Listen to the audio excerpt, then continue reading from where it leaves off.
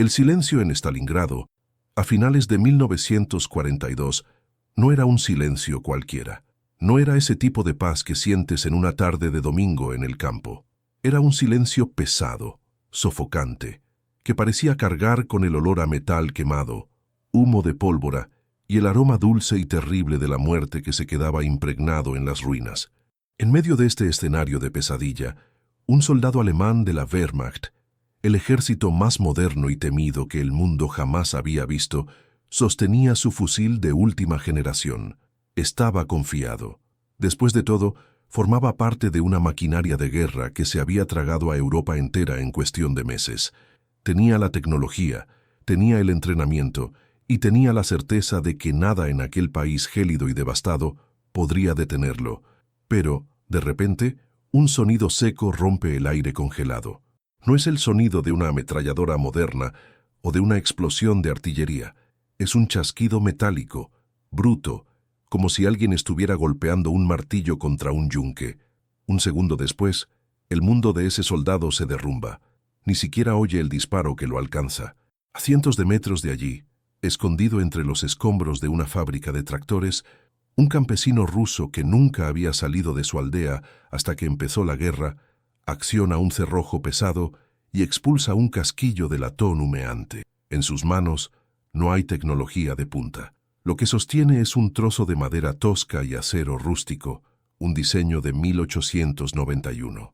Un arma que los generales alemanes consideraban basura obsoleta, una reliquia del siglo pasado que debería estar en un museo y no en un campo de batalla moderno. Esa arma era el Mosin Nagant, y este fue sin duda el único error de cálculo de la Wehrmacht que lo cambió todo. Pensaron que la sofisticación vencería a la simplicidad.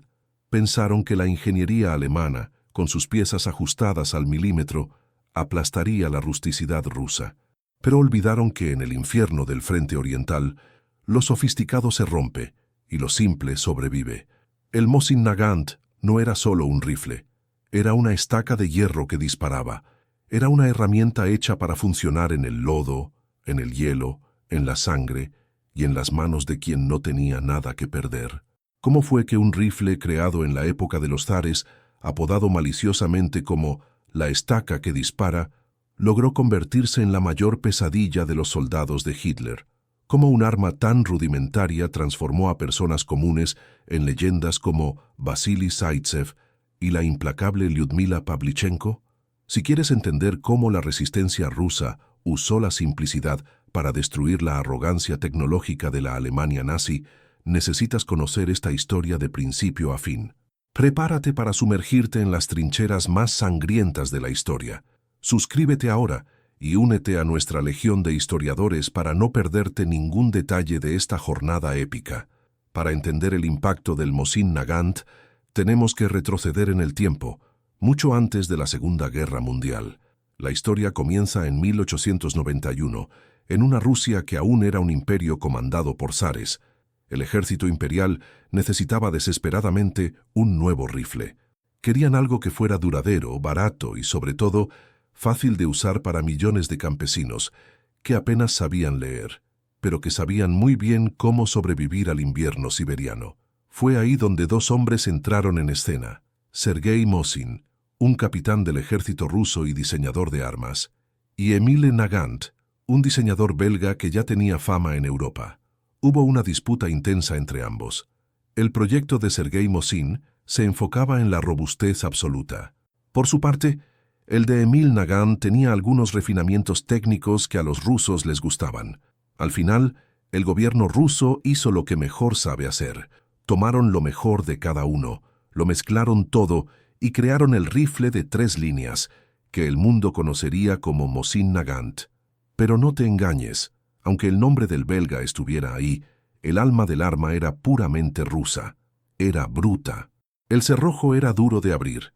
El gatillo no tenía la suavidad de un reloj suizo, y la bayoneta se quedaba casi todo el tiempo fijada en la punta, transformando el rifle en una lanza de casi 2 metros de largo.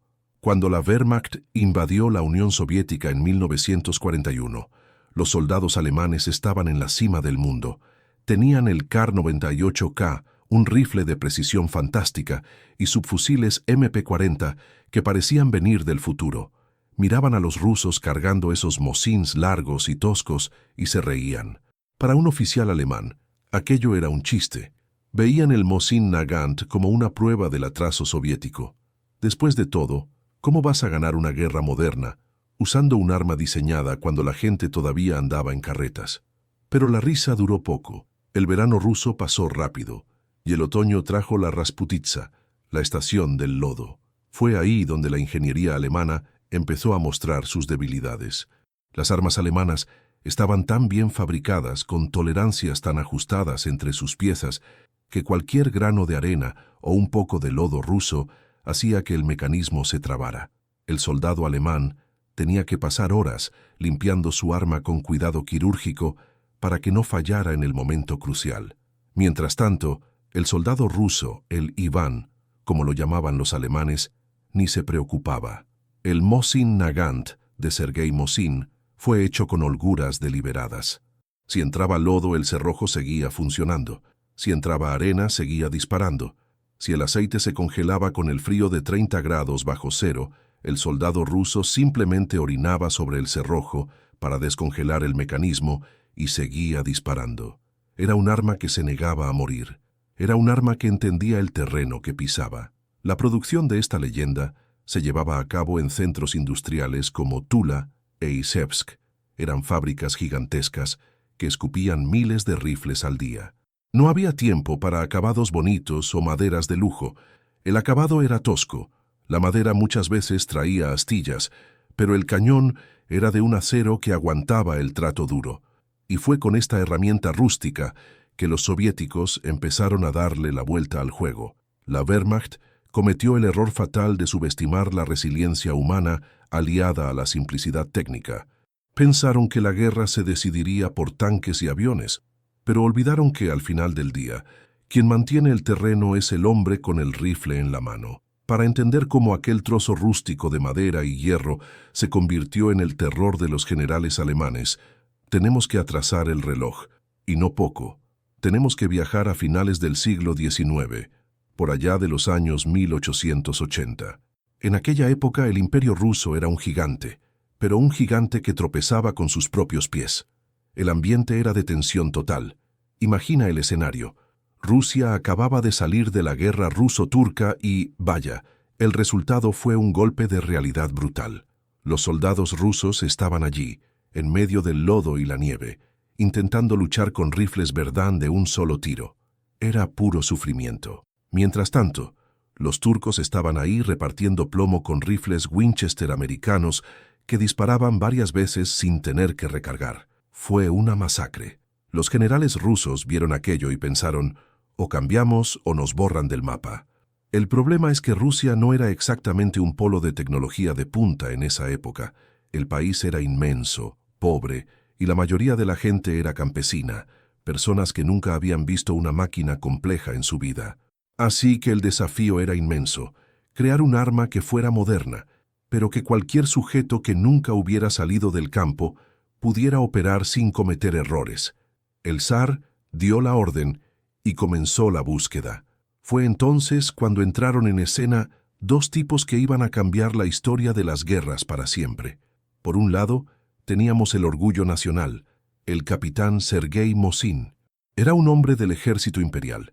Conocía la realidad de la tropa y sabía que en manos de un soldado cansado y con frío, lo que es muy delicado se termina rompiendo. Por el otro lado, cruzando la frontera, llegó el extranjero Emil Nagant, un diseñador belga que ya era un viejo conocido en Europa por fabricar armas refinadas y con estilo. La disputa entre los dos fue como una final de campeonato, de esas de morderse las uñas.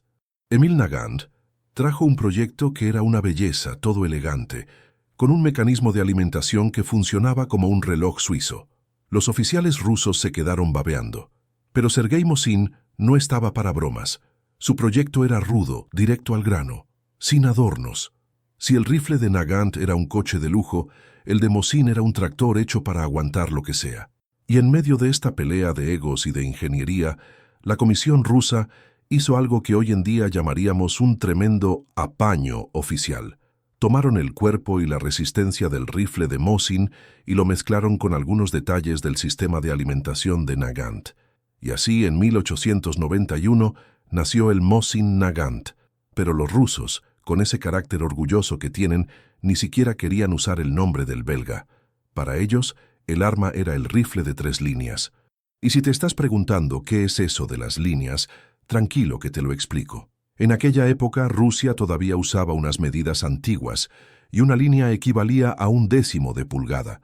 3 líneas daban exactamente 7,62 milímetros. Ese calibre se volvería legendario. Era un tiro potente, capaz de atravesar un caballo si era necesario. Pero lo que realmente importaba no era solo la fuerza del disparo, era el alma del arma. La producción comenzó a todo vapor en las fábricas de Tula e Izhevsk. Imagina el calor de aquellas forjas, el olor a aceite quemado y el sonido metálico de las prensas golpeando día y noche. Miles de rifles saliendo de la línea de montaje. Y aquí es donde está el truco. La simplicidad fue integrada en el ADN del arma desde el primer tornillo. Sergei Mosin sabía que el soldado ruso llevaría ese rifle a los lugares más inhóspitos del planeta. Le caería lluvia, le entraría arena, se congelaría a -40 grados. Si el rifle tuviera muchas piezas pequeñas, saldría mal a la hora de la verdad. Por eso, el Mosin Nagant fue hecho para ser desmontado y montado por cualquiera, sin usar casi ninguna herramienta. El cerrojo, que es el corazón del arma, era tan simple que hasta parecía un chiste comparado con los rifles alemanes que vendrían después. Esa simplicidad era lo que los críticos de la época llamaban obsolescencia. Decían que Rusia estaba fabricando una reliquia, una estaca que dispara, pero de lo que nadie se dio cuenta en aquellos salones lujosos de San Petersburgo es de que estaban creando la herramienta perfecta para la supervivencia. Mientras el resto del mundo buscaba el refinamiento, Rusia buscaba la resiliencia. El Mosin Nagant no era solo un arma, era un espejo del propio pueblo ruso, duro, resistente e imposible de romper. Cuando los primeros soldados recibieron el rifle, la sensación era de que finalmente tenían algo en qué confiar. No era un instrumento de precisión quirúrgica para un lord inglés, era una herramienta de trabajo para un campesino obligado a ser soldado. Y ese ADN de todoterreno iba a ser probado de una manera que nadie podía imaginar. El arma atravesó el cambio de siglo, vio caer al imperio y surgir a la Unión Soviética de las cenizas. E incluso con el mundo cambiando, el rifle seguía ahí, firme y fuerte. La Wehrmacht, años después, miraría este diseño de 1891 y se echaría a reír. Ellos tenían la tecnología, el diseño moderno, la ingeniería de punta. Pensaron que luchar contra hombres armados con Mosin Nagants sería como un equipo profesional jugando contra aficionados. Pero lo que los alemanes no entendieron es que, a la hora de la verdad, en medio del barro y del hielo, la sofisticación puede volverse tu peor enemiga. El rifle de Sergei Mosin no necesitaba mimos, no necesitaba aceites especiales o limpieza constante de laboratorio. Solo necesitaba a un hombre con ganas de luchar. La simplicidad técnica que nació de aquella disputa entre Mosin y Nagant terminó creando un monstruo de eficiencia. Cada detalle, desde la bayoneta que parecía un destornillador gigante hasta el riel por donde entraban las balas, fue pensado para no fallar nunca. Si la munición era de mala calidad, disparaba. Si el cañón estaba sucio de hollín, disparaba. Si el soldado estaba temblando de frío y golpeaba el arma contra una piedra, ella seguía lista para el combate. Toda esa resistencia no era fruto del azar o de algún tipo de suerte divina que protegía a los soldados rusos. En realidad, todo esto nació de una filosofía de ingeniería que los alemanes, con toda su manía de perfección, simplemente no lograban entender. Mientras los ingenieros allá en Berlín estaban obsesionados con crear rifles que parecían obras de arte de la relojería suiza, Sergei Mosin estaba enfocado en la realidad brutal de las estepas. Sabía que, en medio del caos, la belleza no salva a nadie. Lo que te salva es que el trasto funcione cuando aprietas el gatillo. No importa si se cayó en un pantano o si pasó la noche bajo 1 metro de nieve. Para entender esa diferencia, tenemos que ver qué estaba pasando en las manos de ambos ejércitos. El soldado de la Wehrmacht cargaba el Mauser Kar-98K. Amigo, era un tremendo rifle.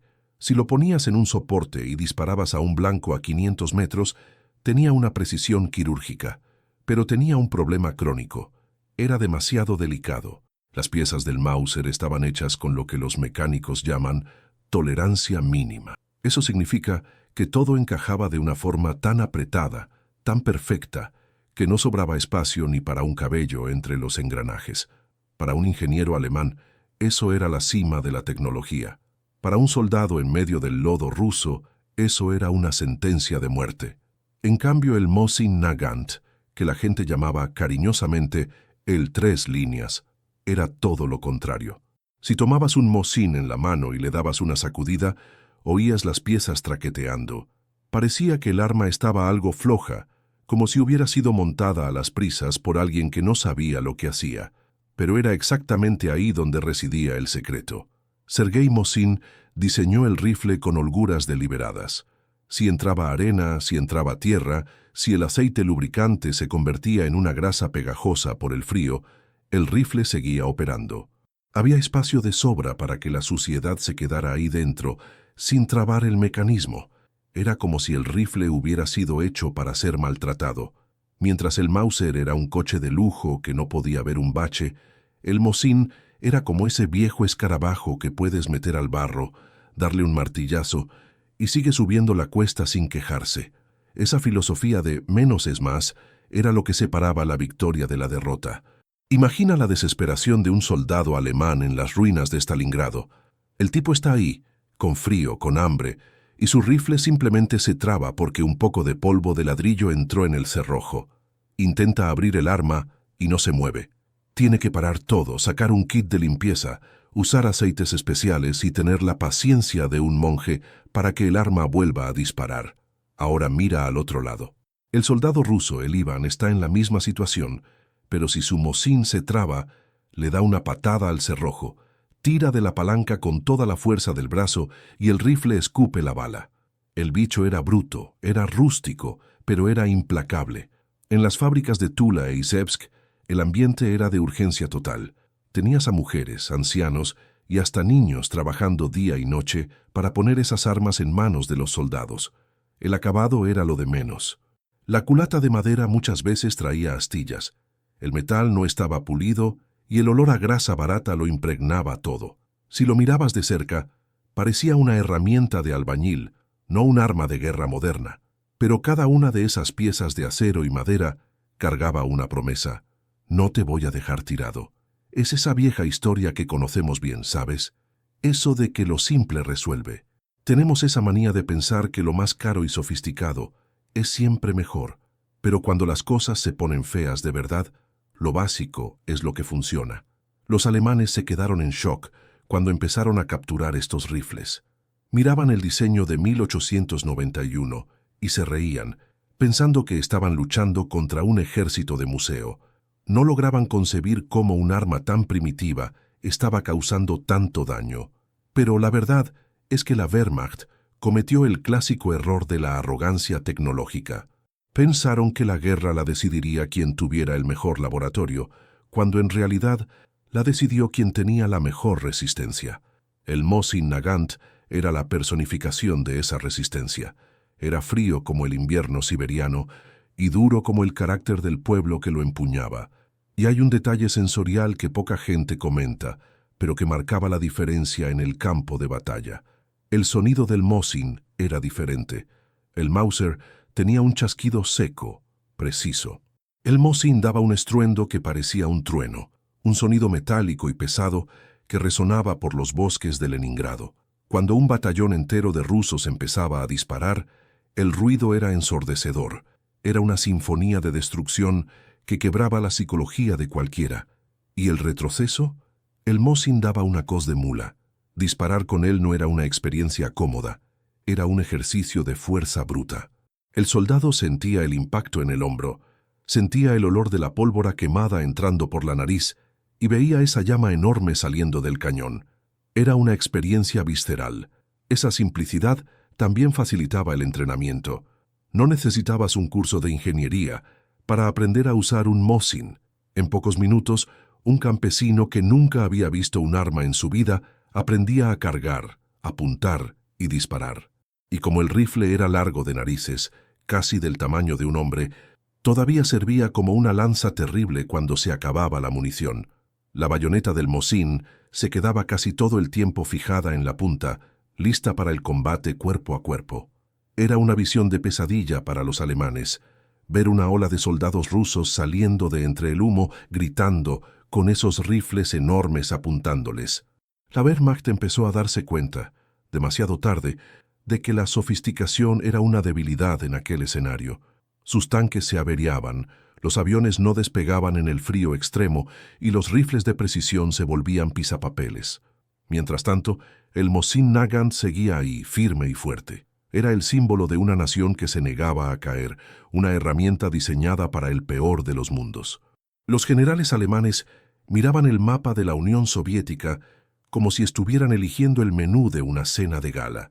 Para la Wehrmacht, la invasión que comenzó en el verano de 1941 no era solo una campaña militar, era una demostración de superioridad total. Venían de victorias relámpago en Europa, habían aplastado ejércitos modernos en semanas y sentían que eran los dueños del mundo. Cuando cruzaron la frontera, los soldados alemanes iban con el ego por las nubes, brillando en sus uniformes gris impecables, cargando lo que creían ser el ápice de la ingeniería humana.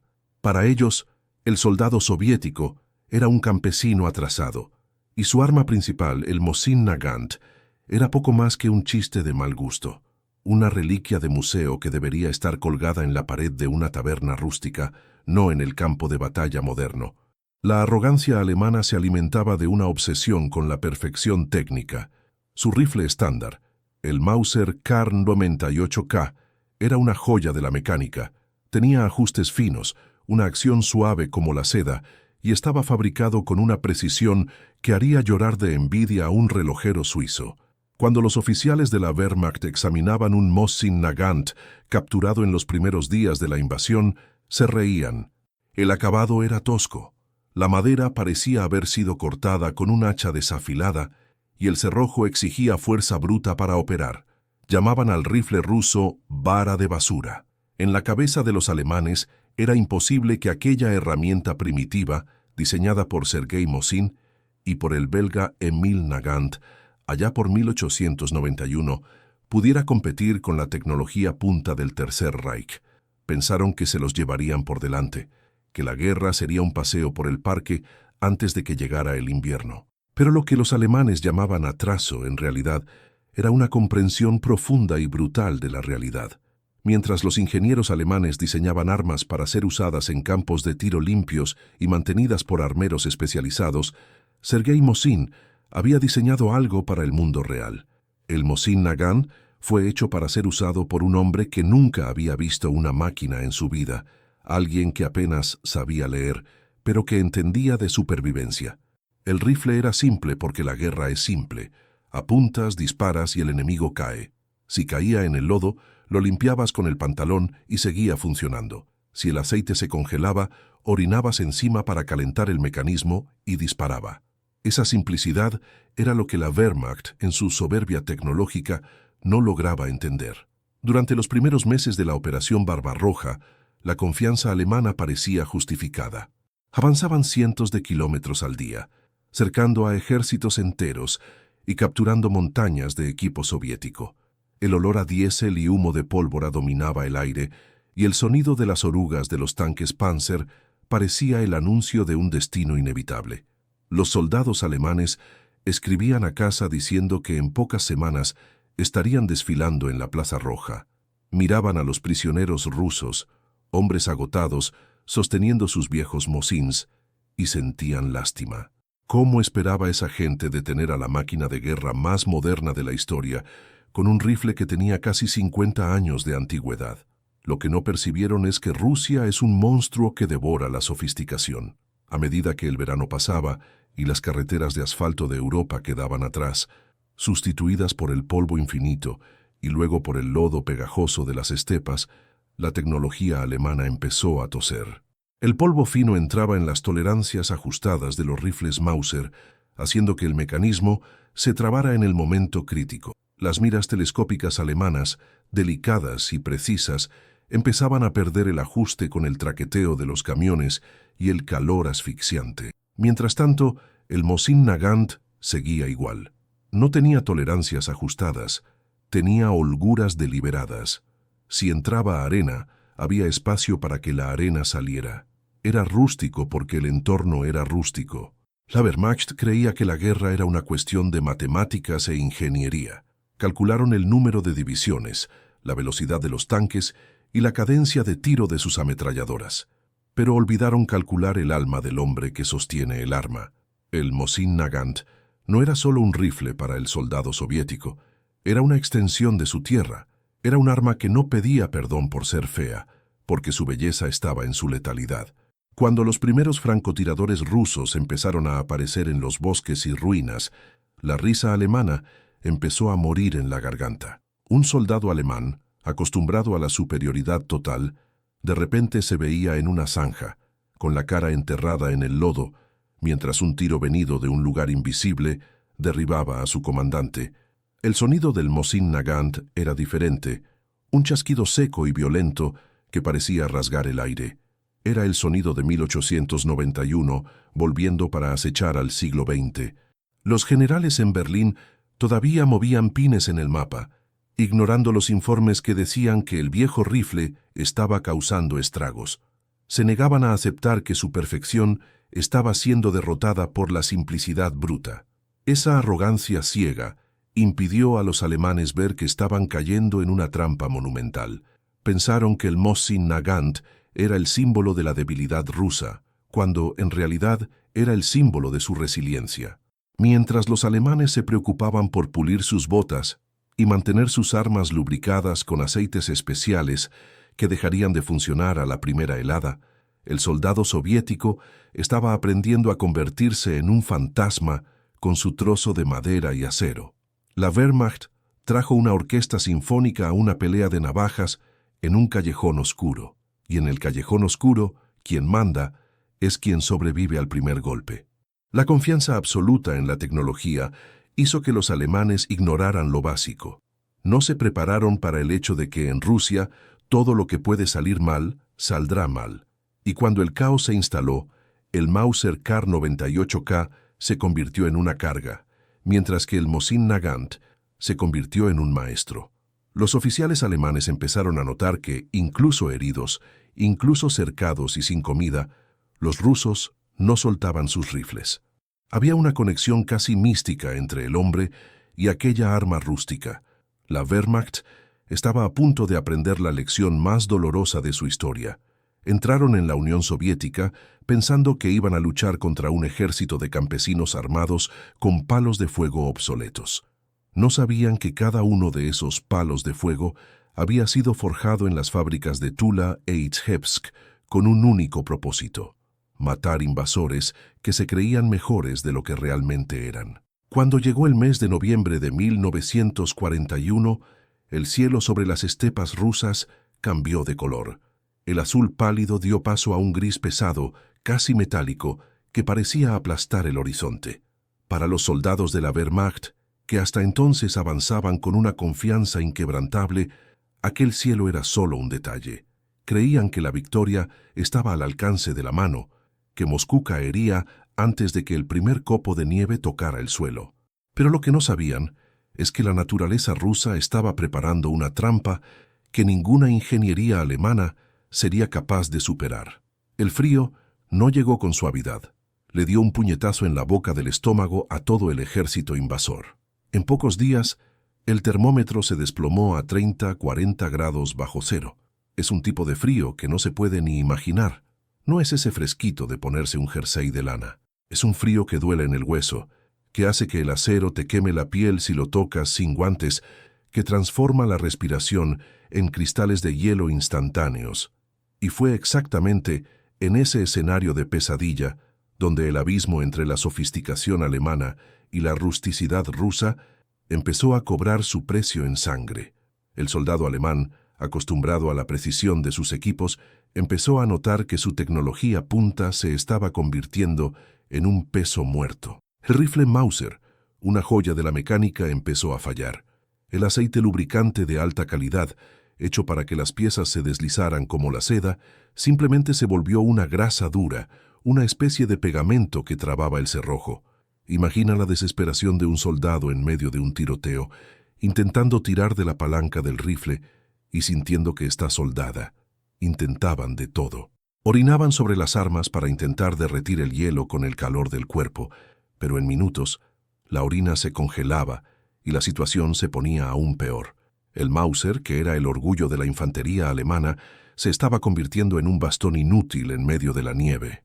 Mientras tanto, al otro lado de la línea de frente, el soldado soviético sostenía su Mosin Nagant con una tranquilidad sobrenatural.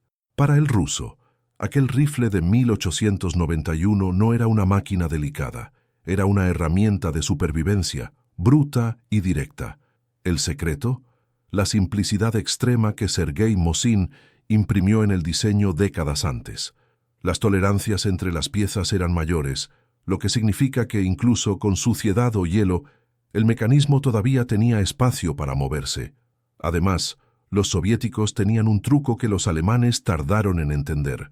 Le quitaban todo el aceite a las armas. Dejaban el metal seco o usaban una mezcla rústica de queroseno que no se congelaba. El sonido que resonaba por los bosques de abedules cerca de Moscú era el chasquido seco y violento del Mosin Nagant. Cada disparo era un recordatorio de que la resistencia rusa estaba viva y operativa. El soldado alemán, temblando de frío en uniformes que no eran adecuados para aquel clima, oía aquel sonido y sentía un escalofrío que no venía del viento. Veían a sus compañeros caer uno a uno, alcanzados por disparos que venían de lugares invisibles. El Mosin Nagant no necesitaba mimos. Era como ese coche viejo que tienes en el garaje, que puede estar todo abollado, pero que arranca al primer intento, mientras el coche de lujo del vecino falla con la primera helada. La situación en los campamentos alemanes era de puro horror. Los dedos de los soldados empezaban a gangrenarse. Muchos perdían la sensibilidad, y a la hora de apretar el gatillo, simplemente no sentían nada.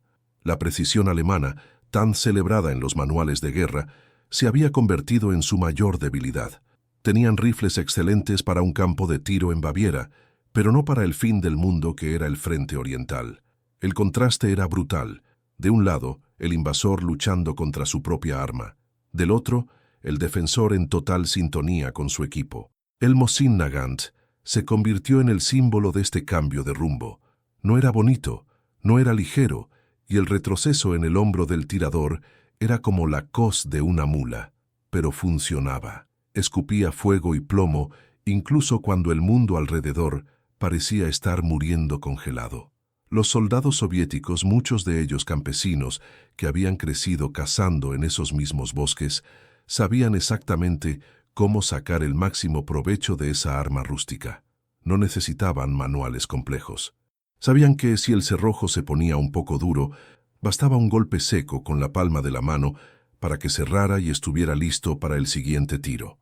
En esta fase de la guerra, la psicología de los alemanes empezó a hacerse añicos. Miraban las ruinas y sabían que en algún lugar de allí un Iván estaba con el ojo pegado a la mira de un Mosin. La sensación de impotencia era total. Tienes la mejor tecnología del mundo, pero te deja tirado cuando más la necesitas. El aceite congelado en el mecanismo del Mauser era la metáfora perfecta para la invasión alemana. Una máquina poderosa que dejó de funcionar porque subestimó la brutalidad del entorno y la resiliencia de quien ya nació adaptado a él. Las historias que llegaban a la retaguardia ponían los pelos de punta, relatos de unidades alemanas enteras que fueron diezmadas porque no pudieron disparar ni una sola salva de tiros defensiva. Los rifles estaban trabados. Las ametralladoras no funcionaban y el enemigo avanzaba con bayonetas caladas en la punta de esos cañones largos de acero ruso. El Mosin Nagant, con su bayoneta fija que parecía una lanza medieval, era una visión aterradora surgiendo en medio de la niebla blanca. Era la guerra moderna volviendo a sus raíces más primitivas y crueles.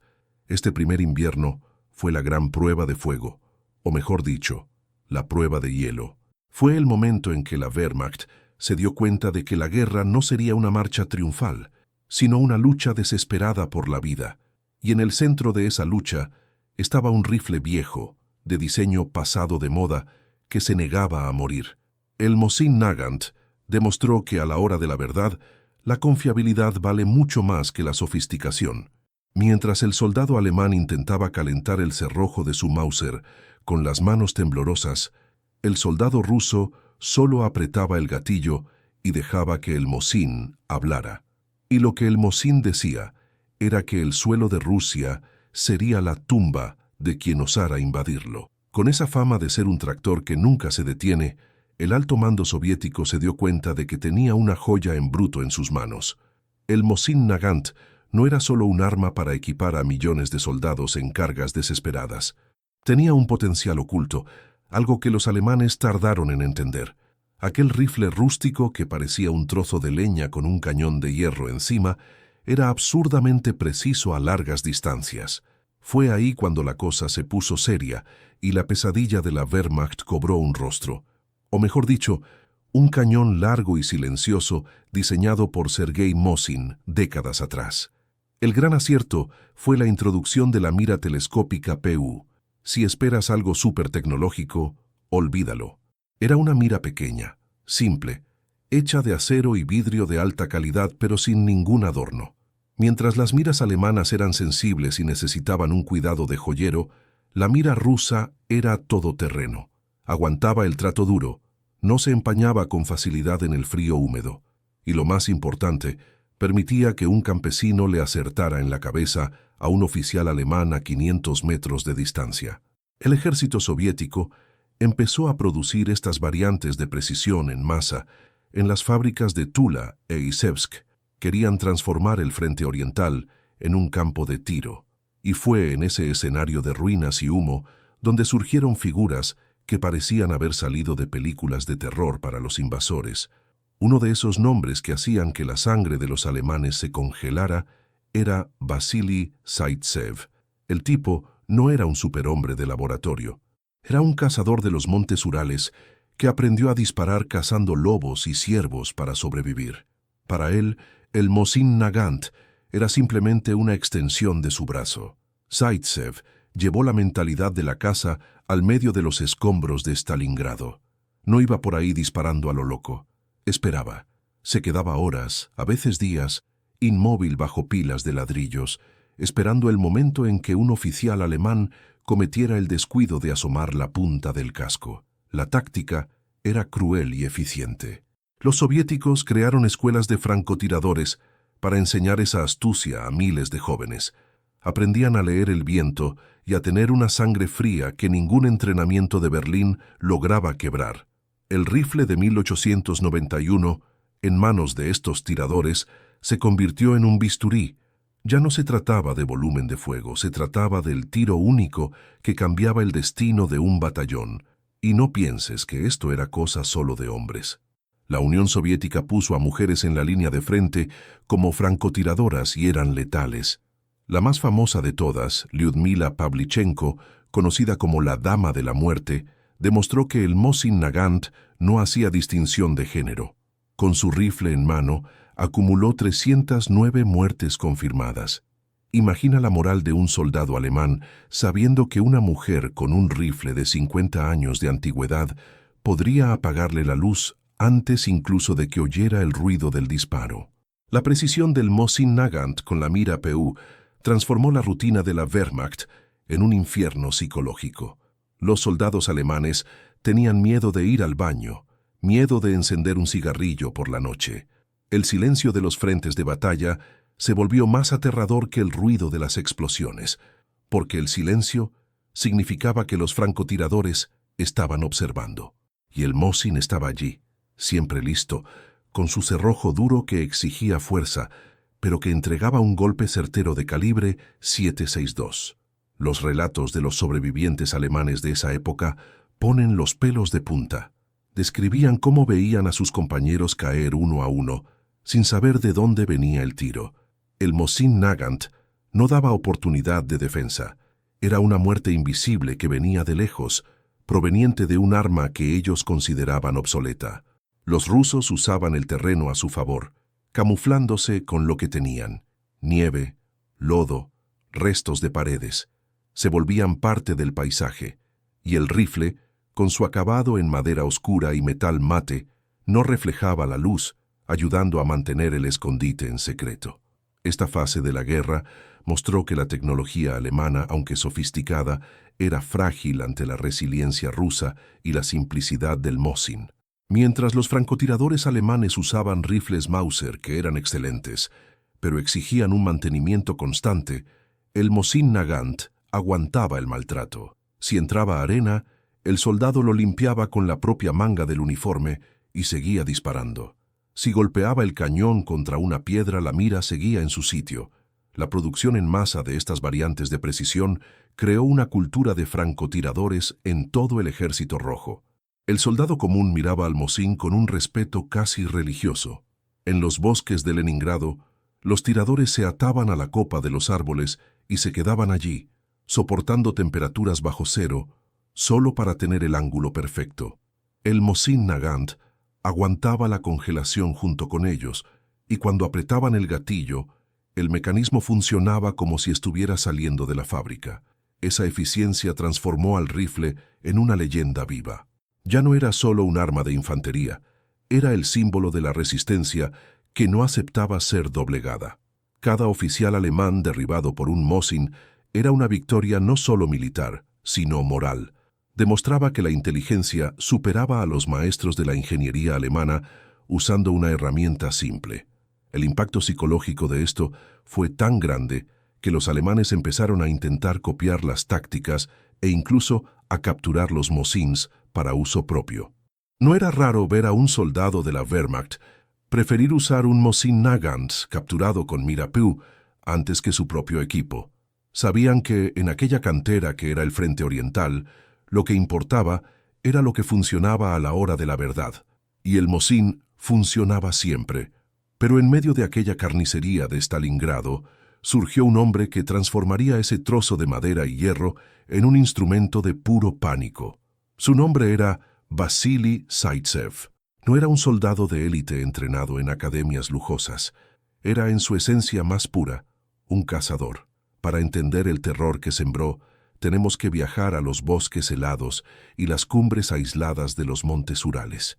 Allí, el pequeño Vasily aprendió a disparar incluso antes de aprender a leer bien. Su abuelo no le daba juguetes, le daba responsabilidades. La regla en la casa de los Zaitsev era simple: si quieres comer, tienes que cazar. Y cazar en los Urales no es para cualquiera. Pasaba horas, a veces días, inmóvil en la nieve, esperando el momento exacto en que un lobo o un ciervo bajara la guardia. Aprendió a controlar su propia respiración, a ignorar el temblor de los dedos congelados y a entender que, en la caza, solo tienes una oportunidad. Cuando Vasily llegó a las ruinas humeantes de Stalingrado, no vio una ciudad destruida. Vio su nuevo coto de caza. Mientras los generales alemanes intentaban aplicar tácticas de guerra moderna, Vasily usaba la sabiduría ancestral de los bosques. Sabía que el Mosin Nagant era todo lo que necesitaba. El rifle era rústico y daba una sacudida en el hombro que parecía la coz de una mula, pero nunca fallaba. Si había lodo en el mecanismo, lo limpiaba con la manga del uniforme y seguía. El sonido del disparo del Mosin de Zaitsev se convirtió en la señal de muerte para los oficiales alemanes. Imagina la escena. Un grupo de soldados intenta calentarse alrededor de una hoguera en un edificio en ruinas. Creen que están a salvo. De repente, un chasquido seco corta el aire. Antes incluso de que el sonido resuene entre los escombros, el oficial al mando cae al suelo con un agujero en la frente. No hubo aviso, no hubo batalla, solo la muerte invisible que vino de algún lugar a 500 metros de distancia. El pánico empezó a corroer la moral alemana. Los soldados tenían miedo de asomar la cabeza por encima de la trinchera, miedo incluso de encender un cigarrillo por la noche, porque sabían que el brillo atraería una bala de Vasily. No solo mataba soldados, destruía sus mentes. Creó la técnica de los grupos de 6, donde equipos de tiradores cubrían todos los ángulos de una calle. La guerra psicológica era tan intensa que los alemanes enviaron a su mejor instructor de tiro desde Berlín para cazar a Zaitsev. Fue el duelo de dos mundos. De un lado, la precisión aristocrática alemana. Del otro, el campesino ruso con un rifle de 1891. Durante días, jugaron un ajedrez humano. Vasili venció porque entendía la paciencia. Usó un trozo de vidrio para reflejar la luz del sol y engañar al enemigo. Cuando el alemán se rebeló, Vasili fue más rápido, pero Vasili no estaba solo. Lyudmila Pavlichenko, la dama de la muerte, abatió a 309 enemigos. Demostró que el coraje y la precisión no tenían género. En los bosques de Leningrado, el sonido de su rifle era lo último que cientos de invasores oían. Viajaba por el frente, inspirando a hombres y mujeres. Conforme pasaban los meses, el cerco de Stalingrado se invertía. Los alemanes ahora eran los que estaban hambrientos y rodeados. El frío era su verdugo. La Wehrmacht descubrió que la tecnología punta no sirve de nada si tu soldado está demasiado aterrorizado para apretar el gatillo. El colapso moral fue total. Llamaban a los tiradores rusos fantasmas, porque nunca veían el rostro de quien los mataba. La rendición en Stalingrado fue el principio del fin para el Tercer Reich. El viaje del Mosin Nagant marchó todo el camino de vuelta hasta Berlín. Atravesó ríos congelados, campos de minas y ciudades en llamas. En 1945, cuando izaron la bandera roja sobre el Reichstag, muchos cargaban el mismo rifle que sus padres y abuelos habían usado. Era un arma obsoleta en el papel, pero que acababa de derrotar a la maquinaria de guerra más moderna del planeta. El legado del Mosin Nagant desafía la lógica militar. La respuesta a su éxito no está en la mecánica, sino en la resiliencia humana. El Mosin era el reflejo del pueblo que lo empuñaba. No necesitaba mimos, solo un propósito. Hoy, el Mosin Nagant es un símbolo de un tiempo donde la voluntad de sobrevivir superó a la tecnología. No recuerda que lo que cuenta es el temple de quien sostiene el equipo. Millones de vidas se perdieron, pero la historia de Vasili Zaitsev y Lyudmila Pavlichenko sigue viva en cada marca de uso en la madera de estos rifles.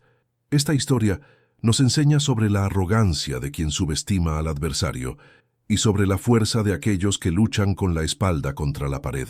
La guerra es una tragedia, un infierno que consume lo mejor de nosotros. Pero al mirar al pasado, vemos que el coraje individual puede cambiar el curso de la historia. El rifle Mosin Nagant se convirtió en el martillo que ayudó a romper las cadenas de la tiranía en Europa. Si has llegado hasta aquí, es porque entiendes que la historia está hecha de personas y sudor. El sacrificio de aquellos que lucharon en las ruinas de Stalingrado resuena hasta hoy, sirviendo como un recordatorio brutal del costo de la libertad y de la locura de la guerra. Que podamos aprender de estas lecciones para que el sonido de los rifles nunca más tenga que ser el único diálogo entre las naciones. Dale me gusta a este video si te ha parecido una jornada épica y suscríbete al canal para no perderte las próximas inmersiones en los eventos que dieron forma a nuestro mundo. Tu participación es lo que mantiene viva la historia. Y ahora quiero saber de ti. En tu opinión, ¿cuál fue el factor decisivo para la victoria en Stalingrado? Deja tu comentario abajo y continuemos esta conversación. ¿Qué batalla o arma legendaria quieres ver por aquí en el próximo documental?